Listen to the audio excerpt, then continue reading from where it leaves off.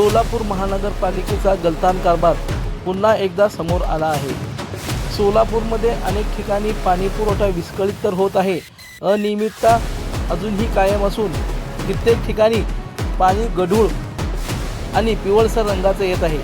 वारंवार सोलापूर महानगरपालिकेच्या सभेमध्ये आम्ही 8 दिवसाच्या आत पाणी पुरवठा सुरळीत करू असे भीमगर्जना महापौर व त्यांच्या पदाधिकाऱ्याकडून केली जाते, परंतु कसलं काय जनतेला वेठीस धरण्याचं काम महापालिका आणि सत्ताधाऱ्यांनी सुरूच ठेवलं आहे, अशा प्रतिक्रिया जनतेने दिल्या आहे। शहरातील अनेक भागामध्ये अशा प्रकारचं पिवळसर रंगाचं पाणी येत आहे।